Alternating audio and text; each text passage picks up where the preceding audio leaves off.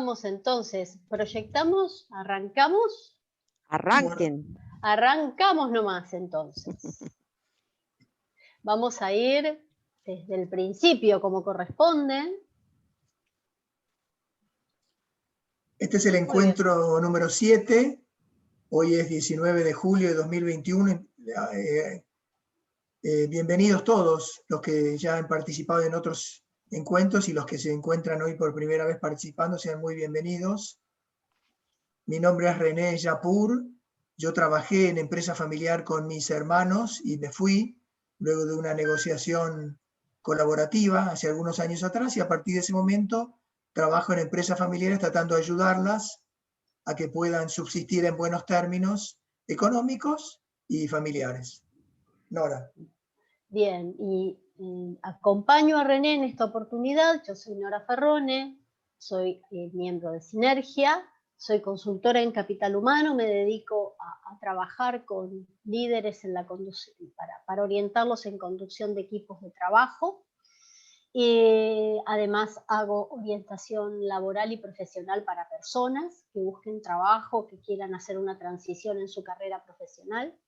Y soy coach ontológica y me dedico al coaching también, ¿sí? Así que en esta oportunidad vamos a compartir junto con René esta charla y junto con todos ustedes sobre el tema que nos convoca hoy, que es la sucesión, cómo abordar la sucesión de un fundador de empresa, ¿sí?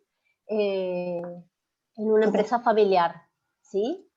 ¿Cómo garantizar las funciones clave? ¿Cómo nombrar un continuador de la empresa familiar adecuado? Que tenga en cuenta los valores de la familia y también los valores de la empresa. Exactamente. Van a ver que la forma en que tenemos manejada la presentación y que les vamos a proponer es a través de un caso real. Es un caso de la vida real, con los nombres cambiados, por supuesto, por respeto a la confidencialidad del caso, donde entre René y yo vamos a hacer como una especie de ping-pong para ver de qué manera entre los dos, cada uno con su expertise, puede abordar este caso de una empresa familiar donde el fundador necesita garantizar la continuidad operativa de la empresa en alguno de los sucesores de la familia, porque es una empresa familiar. Vamos a tratar el diagnóstico y evaluación de esos candidatos que estarían potencialmente autorizados a sucederlo.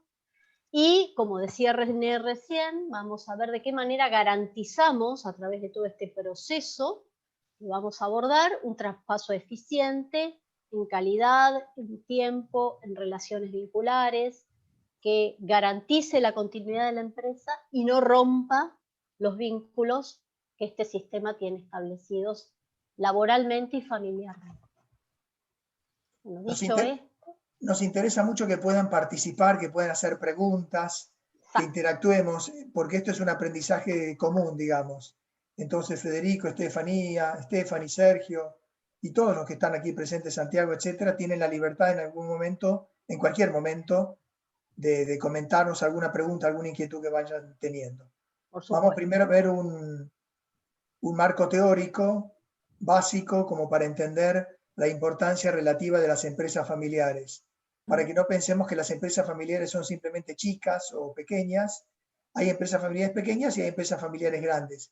Pero como ustedes ven en la diapositiva que estamos presentando, dan una buena fuente de trabajo para muchísimas personas e importan un porcentaje del PBI muy importante en nuestro país, casi 2/3 del mismo, y constituyen 3/4 partes de todas las empresas del país. Es decir, que no estamos hablando del negocio simplemente de una panadería, una pizzería o un restaurante cualquiera, un negocio familiar cualquiera, sino que estamos hablando de empresas que dan mucho trabajo a la sociedad, dan mucho y producen muchísima riqueza. Adelante, Nora. Bueno.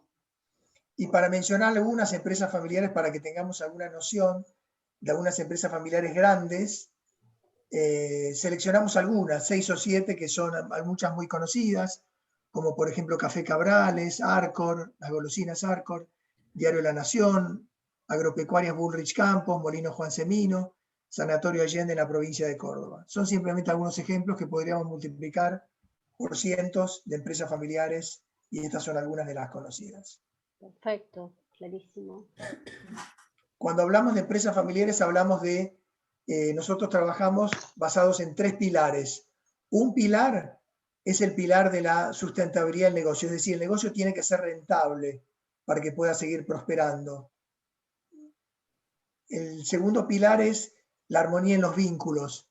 No tiene sentido tener una empresa que sea sumamente provechosa económicamente si los vínculos entre las personas que trabajan allí se van deteriorando y se van desgastando hasta el límite de quedarse destruidos. Entonces la armonía en los vínculos es otro de los pilares y el tercer pilar es el desarrollo de las personas. Esto quiere decir que las personas tienen que tener libertad para poder trabajar, alegría, ganas, motivación, compromiso para poder trabajar en una empresa familiar. Y para seguir con el tema, entendemos a la familia y a la empresa ambos como sistemas vivos, como sistemas sociales. Si nosotros podemos pensar, antes de pensar en la familia y la empresa, como al cuerpo humano, como un sistema, vemos que el cuerpo humano tiene distintos subsistemas, a saber, el subsistema respiratorio, el digestivo y el circulatorio, por ejemplo. De forma tal que un cambio en uno de los subsistemas produce un cambio en otro de los subsistemas. Hay una interrelación entre los objetos, de forma tal que es un sistema vivo. Un cambio, un ataque al corazón, por ejemplo, afecta a la parte respiratoria y la parte circulatoria de una persona. De la misma manera, entonces, que hablamos de un sistema como el cuerpo humano, podemos hablar de un sistema como la familia y la empresa, donde un cambio en la familia, por ejemplo, un divorcio, una muerte, puede provocar un cambio en la empresa, un cambio grande, no un cambio chico, sino un cambio grande. Y estamos viendo en la pantalla que el subsistema familia tiene básicamente la prioridad en los afectos. ¿Por qué se pertenece, piensan ustedes, a una familia?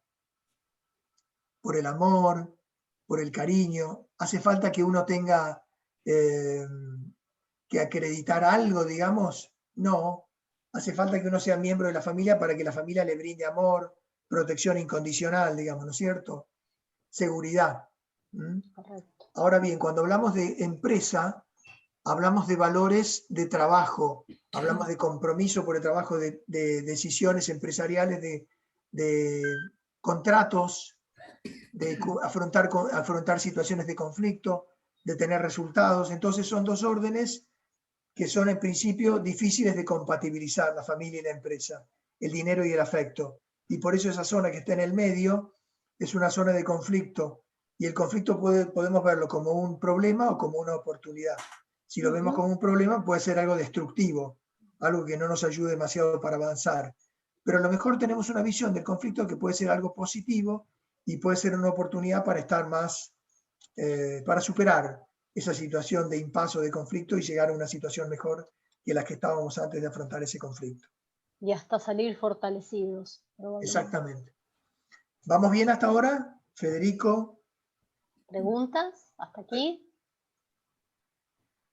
Bueno, vamos bien por lo visto. Vamos.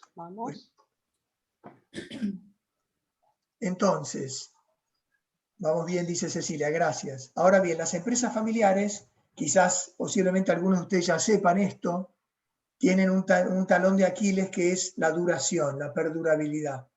Las empresas familiares, solo el 30% llega en buenos términos a la segunda generación. El otro, ¿qué pasa con el 70%? Se estarán preguntando algunos de ustedes. El otro 70% no llega a la segunda generación. ¿Por qué? Porque hay conflictos que las destruyen, porque se venden o porque se mal venden. Pero muchas veces no son por motivos intrínsecos al negocio, sino son motivos de mala comunicación o de pobreza comunicación en la familia. Y esto es un elemento muy importante que no podemos dejar de lado. Entonces las empresas familiares tienen un contexto que a veces no las ayuda para seguir adelante. El contexto de la pandemia particularmente fue un contexto muy difícil para todas las empresas y por supuesto también para las empresas familiares. Correcto. ¿Avanzamos? Sí, señora. Bueno, ahí. La empresa no la heredaste de tus padres o abuelos. La empresa te la prestaron tus hijos y nietos. Nos gusta compartir esta frase que no es nuestra, no es de Nora y mía, pero revela la intención del empresario familiar muchas veces no, la intención en general de trascender, de que la empresa deje un legado para los hijos o los nietos, no sea simplemente un buen negocio familiar, sino que deje algo de valor, algo en virtud de los cuales la familia pueda seguir sintiéndose orgullosa. Fíjense que algunas empresas se sienten tan orgullosas de ser empresa familiar que portan su mismo apellido, Café Cabrales, Café Martínez, hay un montón de empresas que le ponen el apellido de la familia a la empresa. Adelante, Nora. Ahora bien, ante la transferencia generacional, ante el nombramiento de un nuevo continuador, ¿qué opciones tiene el fundador o la fundadora? Cuando hablamos lo hacemos en términos que puede ser un varón o una mujer quien haya fundado la empresa. Tiene varias opciones. Una de las opciones, vamos a ver en el caso práctico en un ratito, que también este fundador tiene distintas opciones. Uno es designar a un miembro de la familia como continuador, es designar a un hijo, un sobrino, alguien que pueda continuar esta tarea. Una segunda opción sería designar como continuador en forma transitoria a un miembro de la familia y como tutor a un directivo no familiar. Una tercera opción sería designar como continuador definitivo a un director no familiar. Perdón, no sé si me expresé bien en el segundo punto, quise decir designar a un directivo no familiar como tutor y como continuador transitorio a un miembro de la familia. Espero ser claro, cualquier cosa me preguntan, por favor. El tercero sería designar como continuador definitivo a un directivo no familiar. Una cuarta opción sería liquidar la empresa, una quinta sería venderla en forma total, en forma parcial, cuando haya un escenario favorable para en ese sentido. Y una sexta opción, que muchas veces es muy frecuente, es no hacer nada. Esto es lo que nosotros recomendamos que no se haga. Precisamente hay que hacer algo para que la empresa pueda seguir y en buenos términos. Perfecto. Ahora bien, la opción es a quién nombrar como continuador, la opción que tiene el fundador en su mente o la fundadora en su mente. Existen 5 tipos de herederos por clasificarlos de alguna manera. 2 de ellos son aquellos que no les interesa la empresa y los últimos 3 sí les interesa la empresa. En el primer caso no le interesa la empresa, pero recibe una compensación y la compensación puede ser atractiva, de forma tal que se quede en la empresa este heredero. El segundo tipo de heredero es no le interesa la empresa, pero si se va, se podría producir una fricción, un conflicto familiar. Entonces decide que esto no se produzca el miembro de la familia que recibe alguna compensación familiar también. En el tercer caso, el heredero sí le interesa la empresa, pero no reúne el perfil requerido mínimo. En el cuarto caso sería algo similar. Tiene un perfil, pero solamente para colaborador, no para ser heredero. Mientras que en el quinto caso sí le interesa la empresa y sí tiene las condiciones para ser el continuador de la empresa familiar.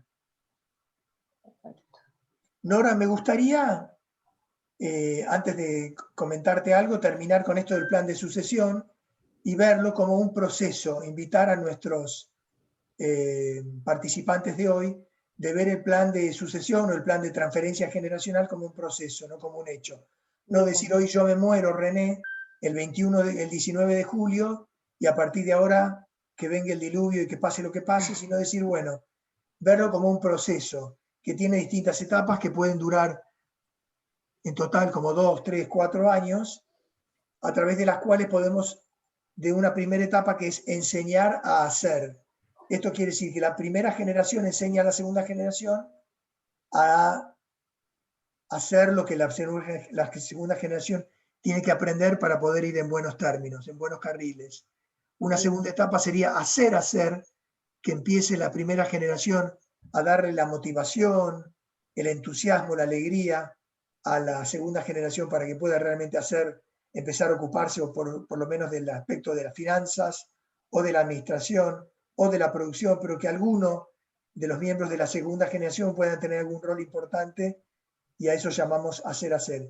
Y un tercer elemento, una tercera etapa en este plan sería el dejar hacer. Este es el momento más difícil, cuando el fundador tiene que retirarse, aceptar con humildad que no va a estar para siempre y dar lugar para la generación siguiente para que pueda hacer lo que le corresponde hacer para que la empresa pueda seguir en manos de la familia y en buenos términos económicos y de armonía familiar. Está clarísimo, y con un proceso que lleva tiempo, que lleva etapas, que lleva paciencia y que requiere paciencia, ¿no?, de todos los miembros del sistema, justamente para evitar fricciones, malos momentos, malos entendidos, distanciamientos. Entonces, de esta manera, transitándolo como un proceso, se garantiza, entre otras cosas, además del éxito del proceso, la preservación de los vínculos, ¿no?, que son el origen de este sistema, los familiares.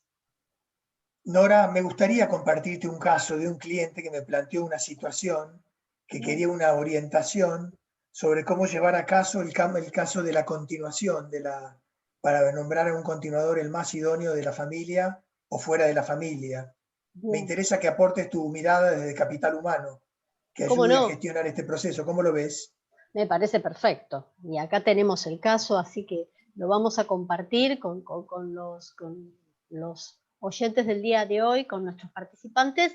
Me parece perfecto que te hayan convocado para poder tratar la sucesión y el reemplazo, la sucesión operativa de la empresa, con el aporte de quienes podemos ayudar de alguna manera a transitar este proceso. Sin ninguna duda. El caso es de un fundador que se llama Adalberto. Los nombres están cambiados, como había dicho Nora hace un rato, que tiene 66 años y que había pasado por una experiencia de empresa familiar, pero no una experiencia feliz. Pero a partir de eso él pudo aprender y pudo fundar una empresa constructora, primero obviamente muy de a poquito, con pocos recursos, sino más bien las ganas, la motivación, el compromiso, en la ciudad de Córdoba, de la provincia de Córdoba, de la República Argentina, que hoy en día ya lleva 30 años trabajando esta empresa, una empresa próspera, en crecimiento, una empresa que tiene por socios únicamente a Adalberto y a su mujer María en un 50%, pero tiene sí a sus 3 hijos trabajando, o sea que son 5 miembros de la familia y 5 miembros que trabajan en la empresa familiar. 3 hijos varones, en este caso podrían ser perfectamente mujeres, pero en este caso los que nos ha tocado asesorar son 3 varones. Un varón de 35 años, el varón mayor, el más dedicado a la empresa y con motivo de la pandemia, el que más se ocupó realmente de llevar adelante los temas de la empresa, dado que el padre se ha retirado un poco, por temas de salud, para preservar su salud con motivo de la pandemia. Podemos ver entonces cómo la pandemia fue no solamente un catalizador, sino una oportunidad. ¿Qué quiere decir con catalizador? Quiere decir la pandemia fue un fenómeno que ayudó o que provocó que las cosas se aceleraron, que la toma de decisiones se acelerara, pero también podemos verla como una oportunidad para hacer algunos cambios que hay que hacer para que la empresa siga funcionando, como decíamos hace unos minutos, y en buenos términos. El hijo mayor entonces es Fabián, administrador de empresas, trabajando full time. El segundo hijo está comprometido, pero no tanto, trabaja part time. Y el tercer hijo no estuvo, fue y vino varias veces, no está comprometido. La última vez que se fue en términos intempestivos, y eso provocó algunos conflictos con el padre de Benito, de 27 años, y con el hermano mayor. Entonces hay algunas situaciones de conflictos entre hermanos y entre el hijo Benito y el padre, que preocupan a Adalberto. Además tiene algunos problemas de salud. Fabián tomó las riendas y este tipo de situaciones provoca que Adalberto, que tiene valores familiares sólidos, la coherencia entre el decir y el hacer, el cariño por sus hijos, el valor de la familia, el trabajo, etc., quiere decidir pensar, y para eso nos convoca a quién nombrar como continuador en la parte operativa, insistimos, no en la parte de la propiedad, sino en la parte operativa. A partir de esto me gustaría darte la palabra a vos, Nora, a ver qué opinás sobre el tema. Dale, cómo no, perfecto, gracias. Sí, el caso es súper interesante y debe ser muy representativo de lo que suele suceder en las empresas familiares. Desde la mirada de capital humano, lo que primero sugerimos y lo recalcamos todo el tiempo en cualquier proceso de intervención que hacemos sobre un sistema, cualquiera sea el sistema, es abordar la problemática del cliente y del sistema como un proceso, ¿no? Esto que hablábamos hace un ratito, René, de esto es un proceso con etapas, con tiempos y que requiere paciencia.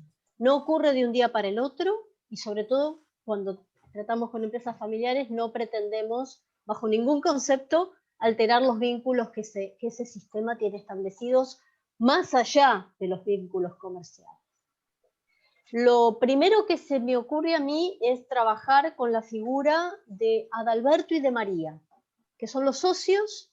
En el caso de Adalberto es el socio fundador y María es la otra socia que aporta el 50% del valor societario. Abordar con ellos un diagnóstico para ver en qué situación se encuentran. ¿De qué manera hacer el diagnóstico? Yo lo haría a través de lo que en Capital Humano llamamos entrevistas en profundidad. Son entrevistas donde lo que hacemos es sondear con mucha profundidad y hasta donde la persona entrevistada quiera dar, por supuesto, todo lo que piensa y siente sobre el problema que estamos abordando, ¿no? Es una entrevista que lleva tiempo, que requiere mucha escucha y que requiere de aquel que se presta a ser entrevistado mucha apertura, ¿sí? Y por eso insistimos en que lleva tiempo, ¿sí? Y necesita hacerse muy a conciencia. Si pensamos en Adalberto como el socio fundador, que nos hace este planteo de quién lo va a suceder o quién lo va a continuar operativamente, lo primero que se me ocurre preguntarle es qué piensa y qué siente el fundador en todo este tema, cuáles son sus sentimientos, sus ideas, sus pensamientos. Algo importantísimo, cómo ve a la empresa, cómo está la empresa, cómo la encuentra hoy en día y de qué manera nos puede contar que la imagina a futuro. ¿Qué le gustaría que ocurra con la empresa que hoy lidera? ¿Sí?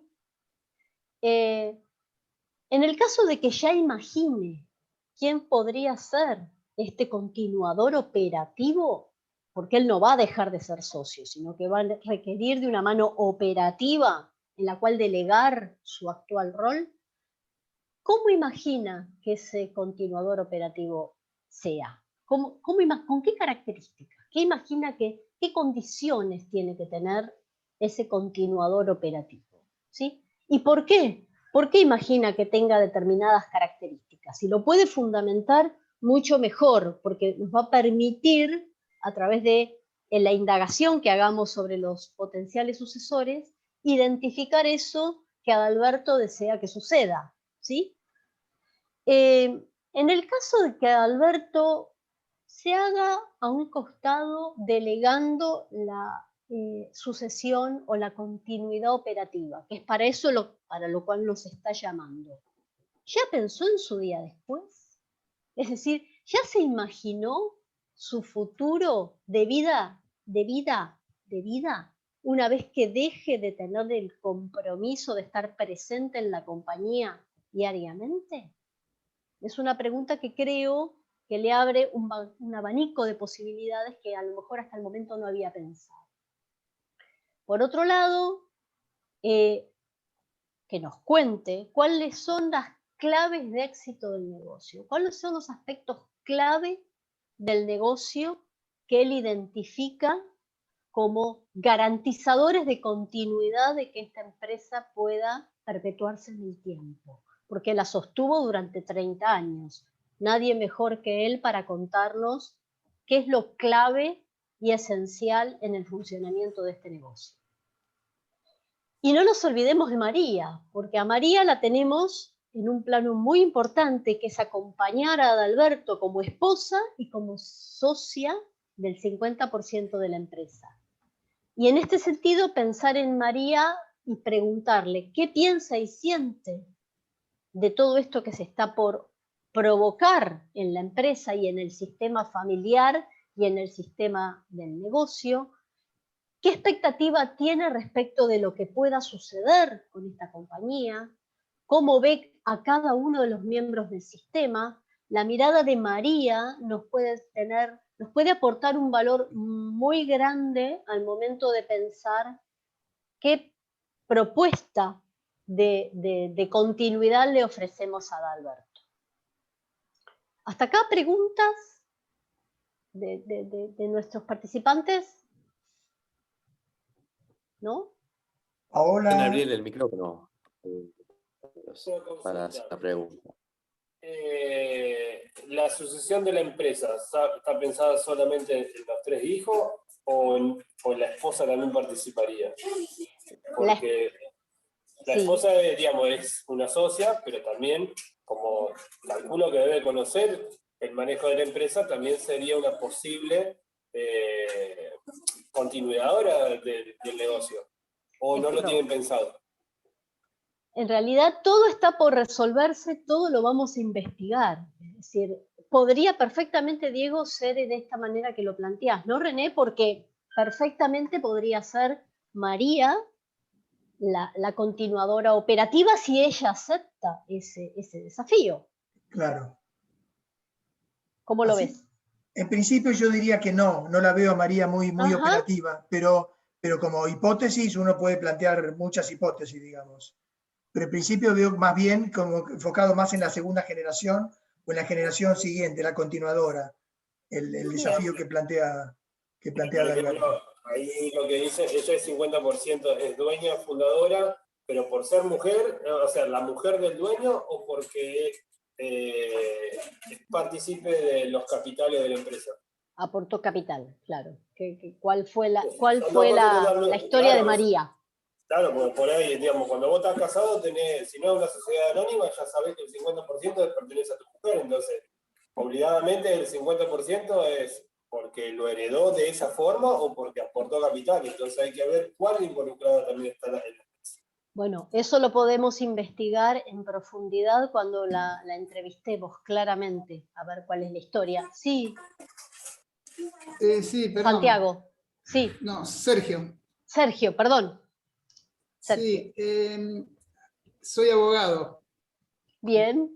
Entiendo más o menos la pregunta que hicieron. Es más técnico.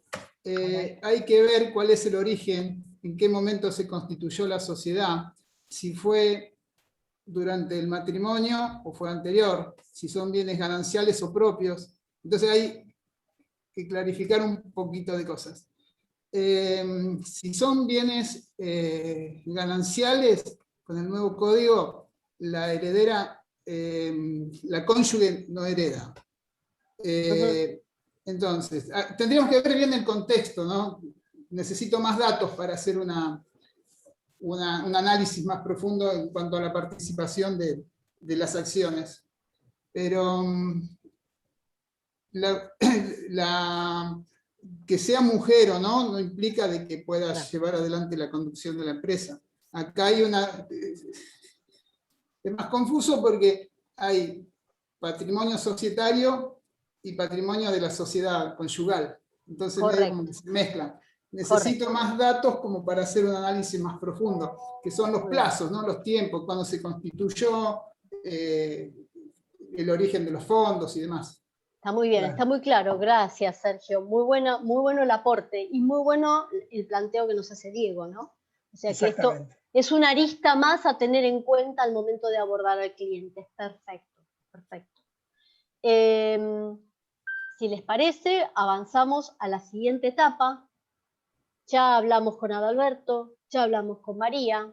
Vamos a ir por los siguientes miembros del sistema, por los hijos, por Fabián, por Benito, para ver qué piensan y de alguna manera con la intención de contrastar cuál es la mirada de Adalberto en los hijos, ¿no?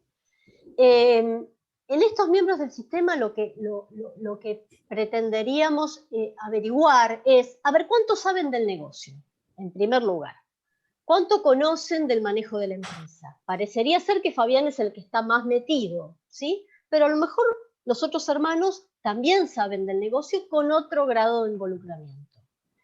¿Identifican funciones clave dentro del negocio? Es decir, ¿tienen claro cuáles son los roles estrictamente necesarios y necesarios para que este sistema comercial siga prosperando y siga funcionando?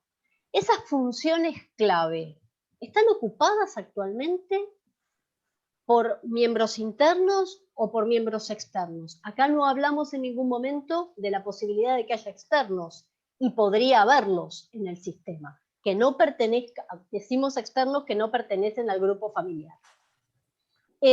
¿Conocen el negocio? ¿Cuánto lo conocen? ¿Saben cuáles son las claves de éxito del negocio tal como nos la relató Adalberto? ¿Se imaginan cuál puede ser el esquema de continuidad y cuáles podrían ser los factores de éxito a futuro de esta empresa?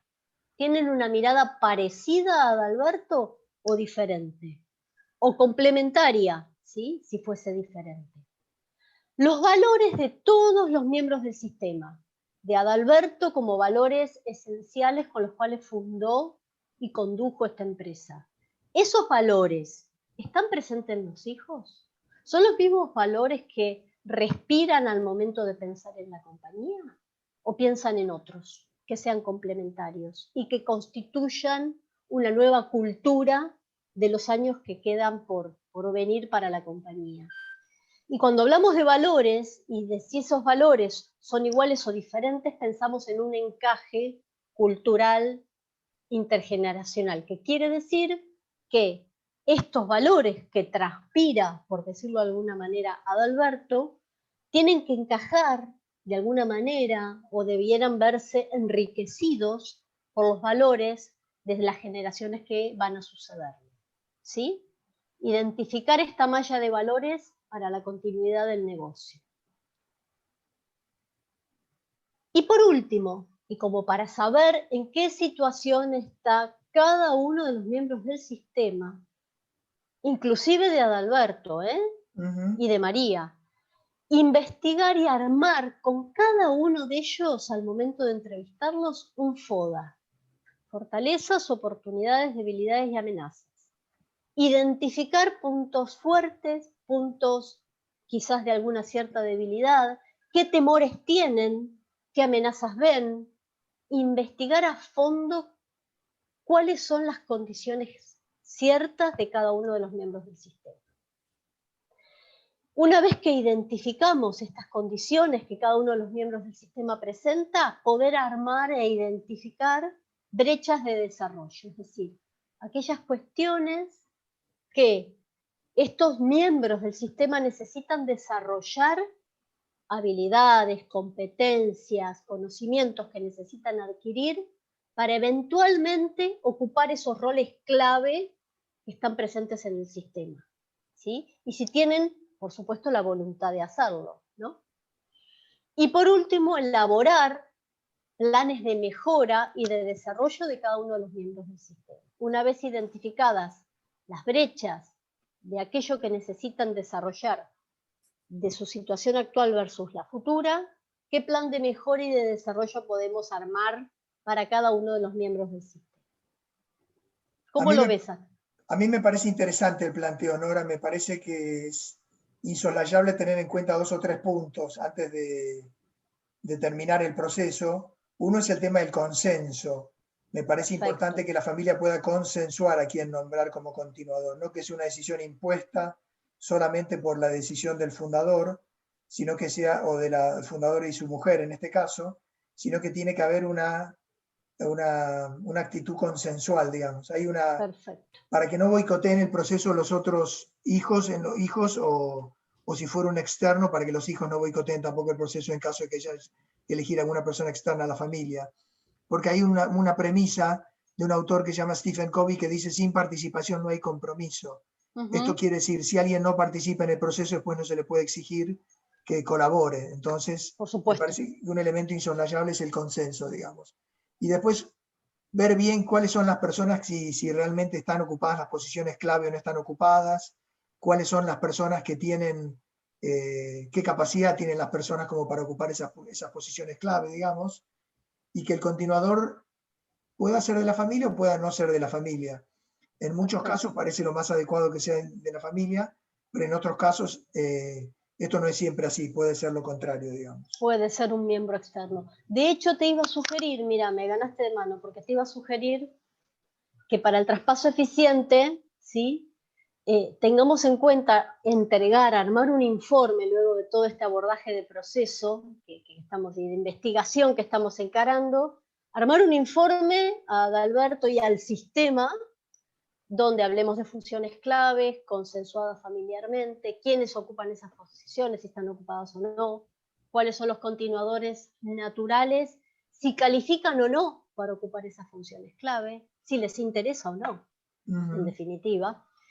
Si sería necesario, como vos bien dijiste, incorporar externos, y la elección consensuada del continuador es fundamental para que el sistema persista, crezca y se desarrolle.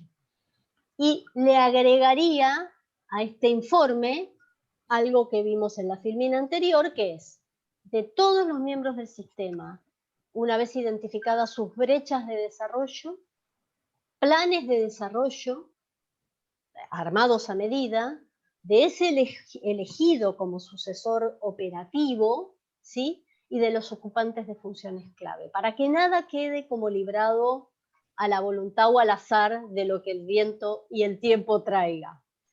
En el caso de que el sistema decida contar con miembros externos, bueno, asesorarlos con una estrategia de cobertura de esos miembros externos, que garanticen que ese encaje cultural que hablábamos en la filmina anterior está presente, y ni más ni menos que comunicación, René, una comunicación oportuna, fluida, transparente en todos los miembros del sistema para que exista el mismo mensaje transmitido a todos por igual y con la misma intención. Esa sería como un poco la conclusión de todo este trabajo. Un punto final que quería mencionar, que no es bueno dejar de lado, es lo que se llama en la jerga de las empresas familiares el protocolo familiar. Buenísimo. El protocolo familiar es una norma interna que se dan a sí mismas las empresas familiares. Esto quiere decir, no se copia y se pega por internet el protocolo familiar, sino que es una serie de normas, es decir, bueno, ¿qué va a pasar cuando el fundador ya no esté más en el día a día? ¿Cómo se va a mantener económicamente? ¿Cómo va a ser la segunda generación para mantener a la primera generación? ¿Qué pasa si alguno de la segunda generación, que algún día van a ser socios, quiere vender su parte? ¿Cómo se va a evaluar su parte, digamos? ¿Qué pasa si quieren o no quieren que trabaje algún familiar político en la empresa familiar o no? Son todas cuestiones importantes para, lo que decíamos antes, ser comunicadas y ser consensuadas, no ser impuestas simplemente por una persona, por un fundador. Exacto. Sino que se puede ir conversando de una manera fluida, idealmente, a través de esta comunicación, y esto es muy provechoso para las empresas familiares. De hecho, en este caso fue Adalberto el que te hizo el planteo de tratar este punto que le preocupaba, pero podría haber sido cualquier miembro del sistema el que levantara la mano y pidiera ayuda a un asesor externo para ver de qué manera lo resolvían, ¿no? O sea, es muy sano que hayan tenido la inquietud de pedir ayuda para afrontar este proceso de la mejor forma posible, de la manera más profesional posible. ¿Sí? No es fácil para las empresas familiares, lo saben ustedes que son miembros de empresas familiares, los que nos están escuchando, pedir ayuda. Muchas veces se tiende a tener cierta desconfianza de los externos, pero es importante pedir ayuda cuando uno la requiere, porque puede evitar malentendidos, situaciones de conflicto inútiles, y ayudar a que la armonía en los vínculos y el negocio siga siendo próspero para beneficio de la familia y de la empresa. Correcto. Bueno, hasta aquí nuestra humilde presentación. Nos gustaría escucharlos con preguntas, con dudas, con comentarios, libremente. Nos interesa la opinión, a ver qué les pareció y si tienen alguna inquietud que plantearnos, a ver si podemos ayudar. Yo voy a romper el hielo, como de costumbre, no? Nora y René. Ustedes ya saben, Paola, que ya me conoce porque ya viene en la 7ª reunión, ya sabe que soy así, me tengo que ir a abrir otra reunión. Escuché con atención, y algo que he vivido en algunas oportunidades es que cuando entra un miembro externo a lo que es una pyme, esa persona puede entrar con la mejor buena intención y venir muy calificado, pero posiblemente no tenga las herramientas para entender ese microclima que puede contar en cada empresa. Paola se está riendo. ¿De qué te reís, Paola? Claro, entonces caigo yo, que me encanta, sí, me dicen que van a dar eso, pero yo estoy llegando al seno de una familia. Claro. No de una empresa, estoy llegando Exactamente. al seno de una familia, con un microclima de trabajo, de energía que desconozco. Entonces, hay como una especie de que se siente al invasor que pasa por esa puerta, y el que está de este lado de la frontera se siente como un desubicado que no encuentra cómo me acomodo, cómo se acomoda ese externo a esa realidad de una pyme familiar. Muy buena pregunta, Mari, excelente, gracias. Bueno, ¿René? yo diría que cada familia es un mundo. Si bien todas las empresas familiares tienen mucho que comparten, hay algunos elementos que son comunes, cada familia es un mundo. Entonces hay que tener muchísima prudencia para trabajar con las familias. Hay un valor que las familias entienden y aprecian mucho, que es el valor de la confianza. Hay muchos empleados que son personas de mucha confianza que trabajan durante muchísimos años y ya son parte de la familia, digamos, son miembros de la familia. Entonces diría que hay que tener mucha confianza. Por supuesto que el ideal es que sea una persona competente profesionalmente, no solamente que sea una persona de confianza en lo personal, sino que tenga competencias e idoneidad profesional para poder hacer aporte. Pero sin conocer realmente de a poco cómo funciona la familia, el panorama va a ser mucho más difícil que lo contrario, digamos, ¿no? No sé si te respondí, María Isabel. Sí, totalmente. Yo insisto con los valores. Dejo al equipo en muy buenas manos, porque a veces las cosas son así, me tengo que ir a abrir otra reunión. Bien. Santi se queda con ustedes.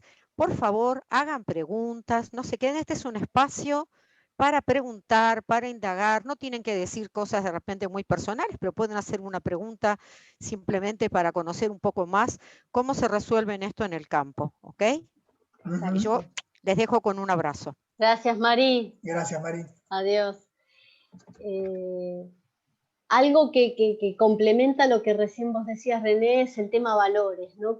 En la selección de personas para cualquier compañía hoy se hace mucho hincapié en seleccionar por valores, el elegir el candidato idóneo que esté a la altura de calificar con los valores necesarios para insertarse en esa cultura. Y este sistema tiene su propia cultura que la hizo sobrevivir y sostenerse y crecer a lo largo del tiempo, con lo cual esos valores tienen que estar presentes en cualquier miembro que se incorpore al sistema. ¿Sí? Eso es muy importante al momento de seleccionar la gente que va a sumarse, que va a subirse al barco de la empresa familiar. Para los que quieran hacer alguna pregunta, la recomendación es que la hagan, que no se la guarden, porque estamos aquí no para lucirnos nosotros, sino para aprender juntos. Entonces, alguna pregunta, a lo mejor que hayan tenido alguna situación, algo que quiera compartir, es muy bienvenido. Este es el espacio para hacerlo, digamos, chicos y chicas, ¿eh?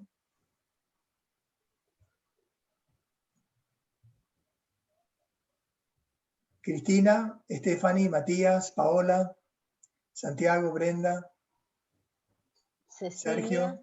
Diego también, que Diego arrancó preguntando, tomó la delantera y preguntó, y Sergio acompañó. ¿Algo más, Sergio, desde el punto de vista legal que a vos se te ocurra?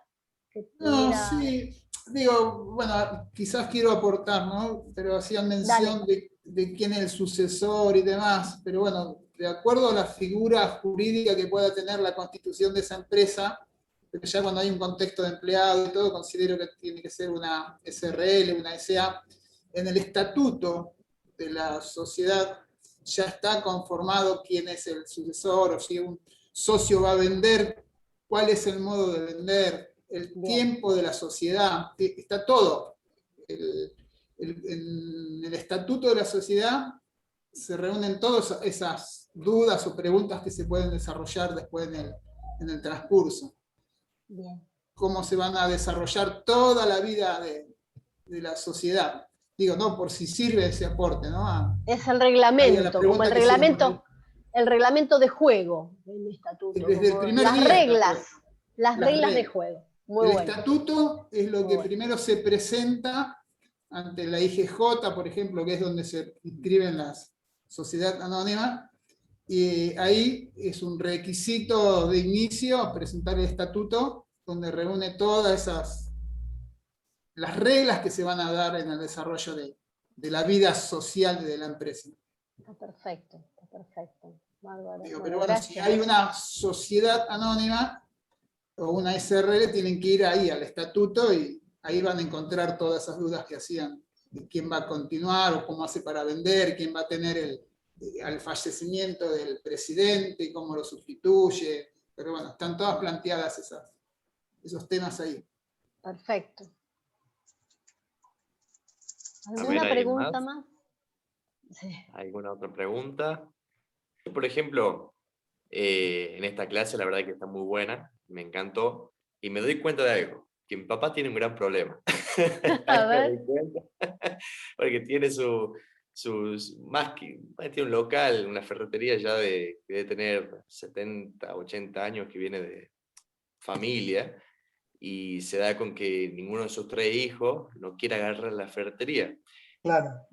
Y pasa, por ejemplo, porque él siempre se estuvo quejando de que este negocio es duro, de que como que sos, ¿cómo te puedo decir? Que estás encerrado. Entonces creo que por ahí, yo en particular, poco me interesa, yo estudio todavía en la facultad, pero mis hermanos por ahí, los 3 trabajamos, hemos trabajado y bueno, la verdad que es una experiencia bastante interesante, pero ahí se da con eso. Entonces, ¿qué problema tiene mi papá de que no tiene un sucesor?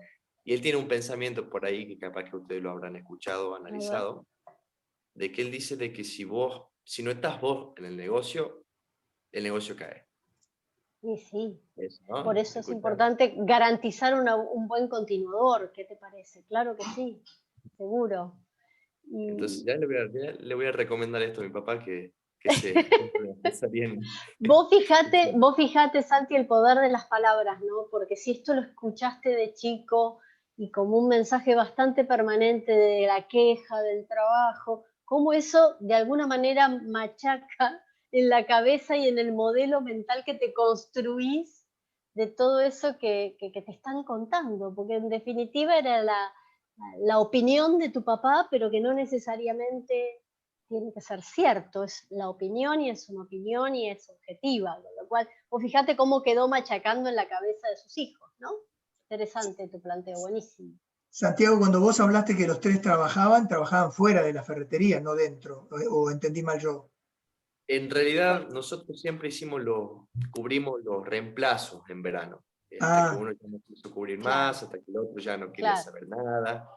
Sinceramente, por parte mía personal, como que si el día de mañana me lo plantea, yo tengo una posibilidad de decirle que sí. ¿Por qué? Porque lleva el nombre de mi apellido.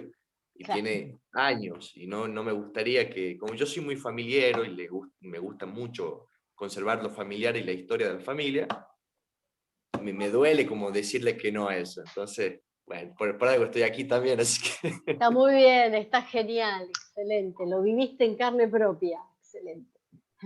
Decía recién Nora en el chat,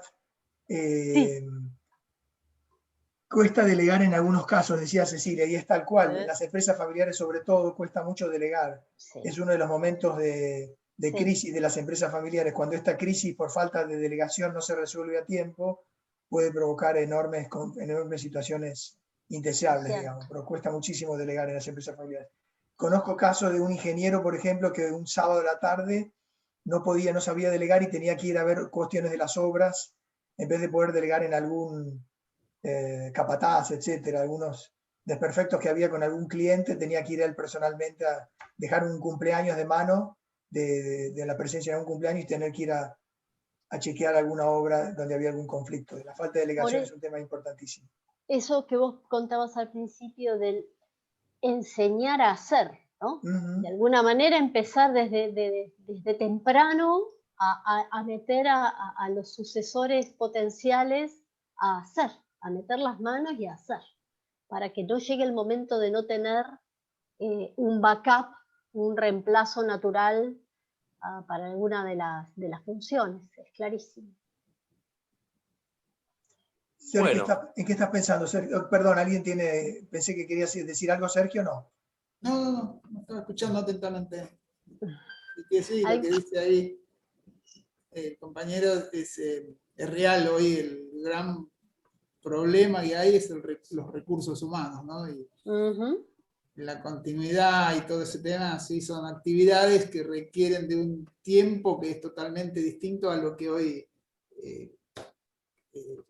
mejor dicho, la rutina del horario, del cumplimiento estricto, y para tener un negocio con éxito y llevarlo con responsabilidad y seriedad, ¿no? Que requiere de una atención de apertura y cierre, y hoy conseguir personal también que cumpla con todos esos requisitos es muy difícil. Lo veo desde mi actividad y en la calle se ve hoy la responsabilidad está totalmente lejos de ser cumplida, ¿no? Es difícil, pero no es imposible.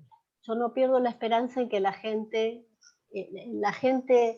indicada finalmente se ubica en los lugares indicados. O sea, yo me dedico a personas hace mucho tiempo y no pierdo la esperanza de que siempre se encuentre el candidato que garantiza que una función va a ser correctamente desempeñada.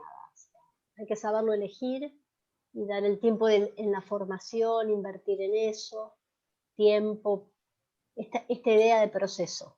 Bueno, es discutible. Es un costo alto y riesgoso, ¿no? Desde mi punto de vista. Pero bueno, sí, hay que poner fe. Yo confío en la gente, siempre. Para mí es la clave que no hay empresas sin gente, con lo cual siempre es necesario confiar en las personas y seleccionar adecuadamente en el caso de que se tengan que insertar personas de afuera, ¿no? Sí. Bueno, a ver, ¿alguien otra pregunta? Creo que Stephanie estaba con clientes ahí y no podía comentar lo que ella quería compartir. Por ahí, chicos, si algunos se tienen que ir, ya estamos en horario cumplido. ¿Estamos en horario? Claro, se pueden quedar para seguir un poco. Si no tienen problema René y Nora, nos podemos quedar un ratito más para contestar preguntas. Ahí hablar un poco, pero creo que ya las preguntas están más que respondidas. Nadie pregunta, porque supongo que... Hola chicos, acá volví, me acabo de desocupar. Estefa, ahí está, Stephanie, bien. Está corriendo. No, estuve escuchando todo el programa, o sea, todo el programa de trabajo de hoy, y bueno, justamente, ¿no? Cuando el tema de la sucesión, yo lo había comentado en el grupo de WhatsApp, como era un poco la historia de la empresa donde yo trabajo, que justamente es una empresa que lleva muchos años en el mercado, pero de diferente forma.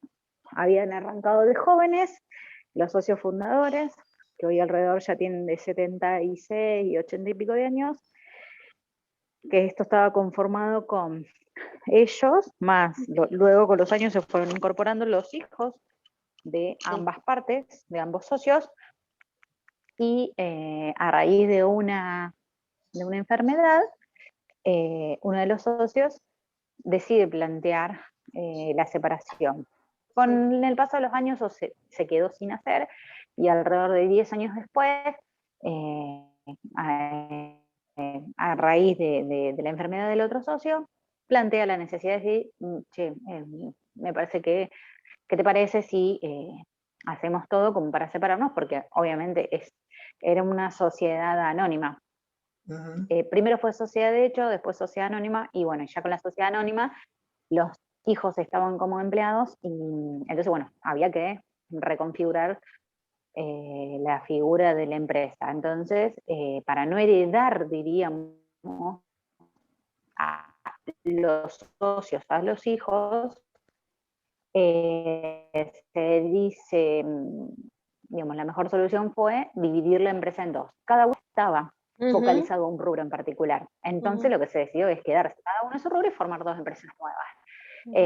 Y bueno, en la que yo estoy se crea este nuevo puesto, que es el que actualmente estoy ejerciendo yo, y bueno, nombra un sucesor, las estructuras nuevas con las antiguas. Es muy difícil cuando no se termina, digamos, como de de soltar el comando, el fundador, digamos, hoy es socio en realidad honorario, porque ya no forma parte de la sociedad de la empresa, pero sí, diríamos, ejerce actividades. Entonces, obviamente las decisiones se toman en conjunto con los socios reales y el socio fundador.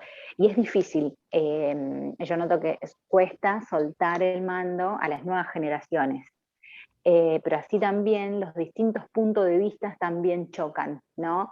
Porque las nuevas generaciones que quieren crecer quizás con enfoques distintos, o a rubros distintos, o a productos distintos, y ese choque es como el freno del caballo, no sé, por así, ¿viste? Como que siempre se está como reteniendo, entonces las rispideces, las discusiones, como hay cosas que se consensan rápidamente, como en otros momentos, es el choque constante, ¿no? A su vez también cuando se nota como la imposibilidad o el desconocimiento en determinadas situaciones, a los que somos externos, que podemos poner una mirada o un enfoque diferente, cuesta también que se acepte esa mirada desde afuera. Entonces, yo que lo miro de este lado, que quedo como en el medio, realmente a veces no es tan fácil, como es como que nunca se termina de despegar, ¿no? Siempre está como, como que se quisiera seguir haciendo siempre lo mismo, y en realidad como el contexto hace que haya que cambiar un poco eso. Gracias, Stephanie, por tu aporte. Gracias, es clarísimo. Gracias. Gracias a vos. La verdad que muy bueno lo que decía Estefanía, porque hablaba un poco de cómo tiene que cambiar la empresa con el contexto actual, que es más que nada actualizarse. Y hay muchas empresas que se quedan en el pasado y bajan las ventas. Más que lo podemos ver mucho en la ropa, por ejemplo, en la moda. Y siempre están actualizando, trayendo cosas nuevas, hay nueva moda, nuevo estilo. Y están ahí siempre actualizándose, y es algo un rubro que vemos que no cae, que está desde siempre. Entonces, algo muy bueno lo que decía, me quedó de eso, así que muchas gracias. ¿Alguna otra pregunta? ¿Alguna otra pregunta? A ver, algún compañero más, compañera. Si no tenemos alguna otra pregunta, pues más que nada agradecerle a René y a Nora por su tiempo. Por favor, placer. Por esta calidad de sesión. La verdad que los que estuvieron ausentes la van a sentir igual, porque lo van a ver después, así que la verdad que estuvo muy bueno. Espero a los participantes también que les haya gustado, les haya servido. Tengan en cuenta que pueden preguntar por WhatsApp, ¿sí? Así que estar respondiendo ahí. Quedamos a disposición para cualquier consulta, planteo, inquietud que tengan a posteriori. Aquí están nuestros datos en Sinergia como aliados. Los van a tener en la presentación también. Perfecto. Yo en estos días, para todos los participantes, lo que todos estén viendo después, lo voy a subir, así que voy a estar avisando todo. Genial, Muchísimas gracias Santi. Gracias. Muy buen lunes. Gracias. Gracias. Hermosa semana. Cuídense mucho. Adiós.